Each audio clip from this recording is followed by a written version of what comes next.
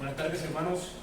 Entonces, Hoy voy a exponer un análisis de la soteriología a la luz de Romanos 3, 21, 25. A lo largo de la historia humana, la búsqueda inmensurable de respuestas hacia una de las preguntas más profundas de las existencias ha generado diversas tradiciones filosóficas y religiosas, las cuales han propuesto diferentes caminos. Uno de esos es la práctica moral y la realización espiritual. Pero, ¿cuál es la verdadera respuesta? ¿Cuál es la verdadera respuesta a la pregunta de cómo el hombre puede reconciliarse con Dios? La teología cristiana sustenta que el problema de la humanidad no consiste simplemente en algo ético o moral, sino en algo abismalmente espiritual, el pecado.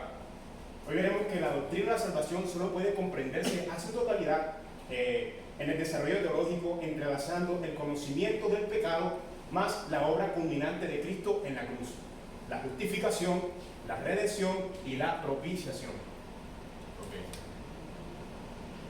Aquí dice.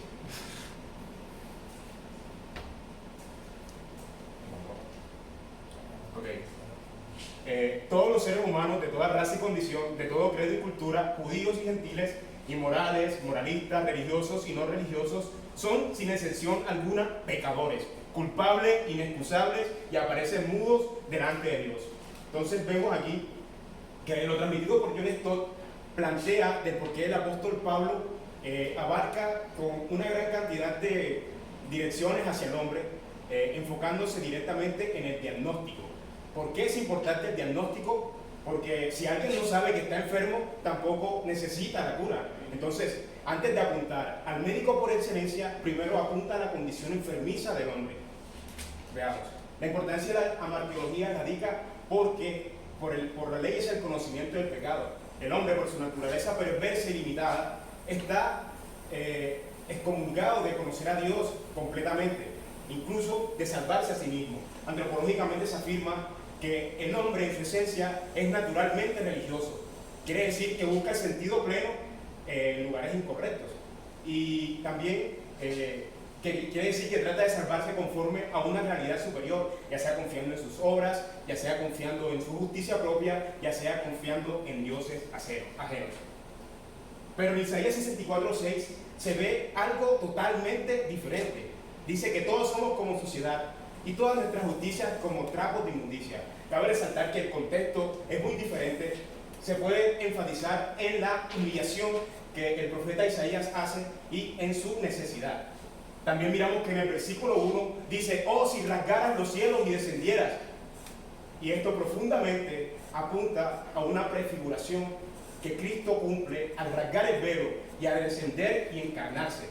Entonces, dando por hecho la necesidad, el profeta Isaías menciona esto de que necesitaba la intervención divina, la revelación especial.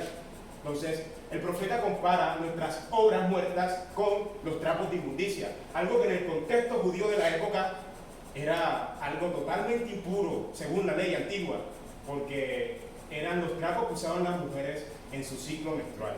Entonces, ya entendiendo la condición del ser humano, vamos a abarcar de cómo el hombre puede reconciliarse con Dios. Entonces, la justificación por gracia. En Romanos 3:21, Pablo dice que aparte de la ley, se ha manifestado la ley de Dios, la justicia de Dios testificada por la ley y los profetas. Entonces, las escrituras sagradas no contienen ideas desconectadas. En cada historia narrada hay una persona totalmente señalada. Un manantial de conocimiento donde se refleja cómo nuestro Salvador desde el principio se revela.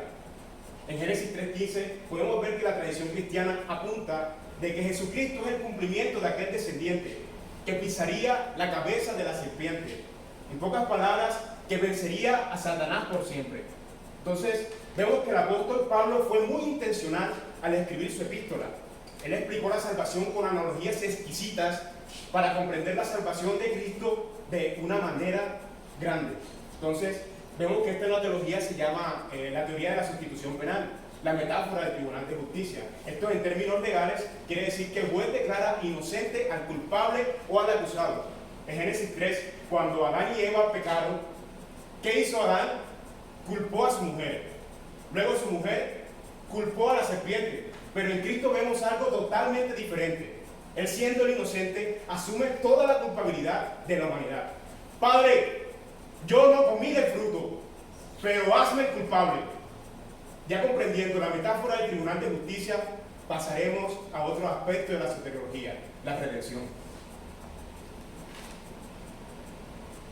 Okay. Romanos 3:21 dice, siendo justificados gratuitamente por su gracia, mediante la redención que es en Cristo Jesús. Entonces vemos que es importante sacar a reducir lo que el apóstol menciona, la redención, ¿no? En ese tiempo era muy normal la mercadería de esclavos, y la redención, en pocas palabras, era un término comercial. Es darle la libertad a alguien mediante un precio. Hoy podemos entender que fuimos redimidos a costo de ¿qué? De sangre. Y pasando a la siguiente palabra, y no menos importante, la propiciación. La propiciación del Cordero. En Romanos 3:25 Pablo dice, a quien Dios puso como propiciación por medio de la fe en su sangre. Ok, en Génesis 3:21 se nota algo que muchas personas pasan de alto inconscientemente, ¿no? Fue el hombre quien quiso darle de vestir al hombre y a la mujer. Entonces Charles Spurgeon comenta que algún animal tuvo que morir para que el hombre pudiera ser revestido totalmente. Comprendemos quién fue aquel que murió, ¿no? El Cordero de Dios, que quita el pecado del mundo y que nos reviste de su santidad. Entonces, ¿qué simbolizan las hojas de higuera con las que Adán y Eva se vistieron? Simbolizan nuestras obras muertas, simbolizan mis indulgencias, mis méritos. Pero recuerden que cada vez que nosotros tratamos de vestirnos con hojas de higuera, nos estamos vistiendo con trapos de inmundicia. Porque solamente podemos presentarnos delante de Dios por la gracia de Cristo, que nos reviste de su santidad, y sin temor alguno nos acercamos al trono de la gracia, sin temor a ser consumidos en un infierno.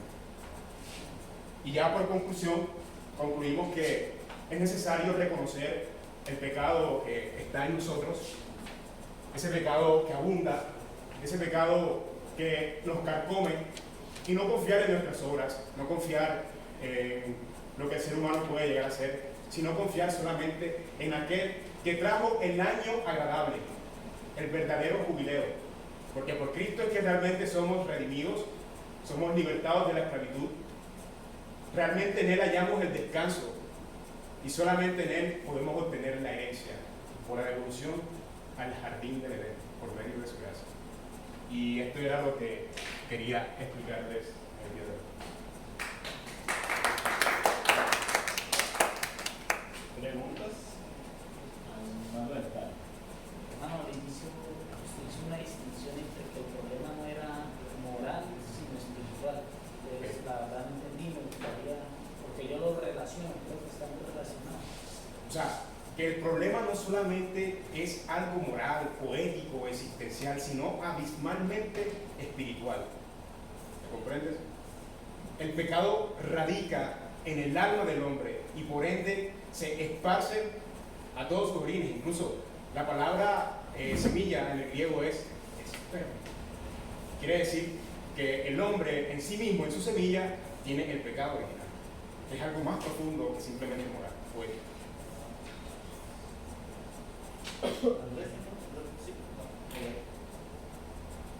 Al final haces mención de que Cristo es el verdadero jubileo. ¿Qué era el jubileo? El jubileo era una ley antigua que se cumplía cada 50 años.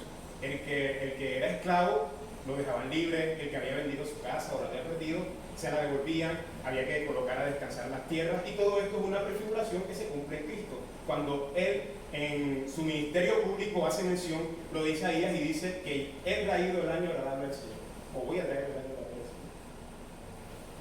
También habla de la gracia constante, ¿no? En Hebreos 12:24 dice que a Jesús, el mediador del nuevo pacto, y a la sangre que habla mejor que la de Abel. No dice habló, sino habla de un presente continuo. Y ahí es donde el himno queda espectacular, ¿no? El himno que solo por Jesús la sangre. ¿Quién me puede lavar de mis pecados? Solo de Jesús la sangre. Es una cascada que está cayendo constantemente. Solamente no nos coloquemos una sombrilla, sino que recibamos la gracia del Señor. ¿Alguna pregunta? ¿Wilder quiere preguntar? ¿No? Ah, bien. ¿Alguna pregunta, cierto? Yo un detallito. Dice de paso, mira, mencionó Romanos 3:21, donde dice gratuitamente fuimos justificados sin misericordia. Ah, sí, sí, sí. Muy bonito. La justicia por gracia, ¿no? Que la recibimos ahí, habla de la justicia por gracia. Bueno, está muy bien, Jesús, bien, está muy bien, digamos, el mantener esa dinámica de, pues esa dinámica animada, ¿cierto? Exponer. En momentos hay que hacer un balance, ¿cierto? Porque por momentos salpicaba, digamos, ciertas salivas, que eso, imagínate que tengas un público cercano, eso puede llegar a incomodar, ¿cierto? Entonces hay que tratar de mantener un balance. Ahí sí se Entonces hay que tratar de tener un balance ahí. ¿Listo? Bien, pero bien el tono, porque eso hace que los demás pongan más atención, eso está bien, pero hay que balancear. Y por otro lado,